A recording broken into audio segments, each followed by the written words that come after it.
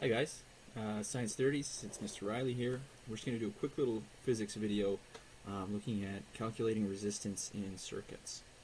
And so what resistance is, it is the measure of the opposition or the slowdown of current flow, of electron flow in a circuit. We measure it in a unit called ohms, and the symbol for ohms is Greek letter omega. Okay, so this fancy symbol right here. So we've learned about a few differences between series and parallel circuits. Okay, so obviously series circuit, there's only one pathway for current to flow, and in parallel circuits there's multiple. So I have two circuits here. One of them is series, the other is parallel, but they both have 30 ohm and 10 ohm resistors. Now these resistors can be resistors, things that are designed to reduce the current flow in a circuit, or they could be a lamp, a motor, a speaker, whatever. Okay, some kind of load on the circuit. And so let's look at the math here, and then we're going to see if we can make sense of a couple things. So the series circuit is, I think, the easier one. So that's the one we're going to look at first here. So if we go to our data booklet and we look and say, okay, I want to calculate the total resistance for my circuit. So I have a 30 ohm resistor and a 10 ohm resistor in series here. So if I go to my data booklet, I'm going to see this formula. RT equals R1 plus R2 dot dot dot, however many resistors you have. And so if I want to calculate my total resistance in a series circuit, I'm going to take 30 ohms, and I'm going to add that to 10 ohms, and I'm going to get 40 ohms. 30 plus 10 is 40. So the total resistance for this circuit is 40 ohms. Okay, so that's quite simple. Okay, we're just adding the resistors. Now, electricity is kind of weird, and with parallel circuits, things get kind of a little bit more difficult to understand. So, in a parallel circuit, I'm adding new pathways for current to flow. And so essentially what I'm doing is I'm increasing the current of my circuit every time I add a parallel pathway.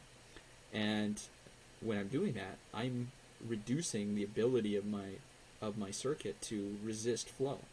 So as I add resistors in parallel, I actually am reducing the amount of resistance and increasing the amount of current. So when we look in our data booklet, we see a formula that looks like this. It says R total, 1 over R total is 1 over R2 plus, 1 over R1 plus 1 over R2, however many resistors you have. Okay, so we're going to calculate this. Okay, 1 over R total is equal to 1 over 30 plus 1 over 10. Okay, great. Well, I could keep those as fractions.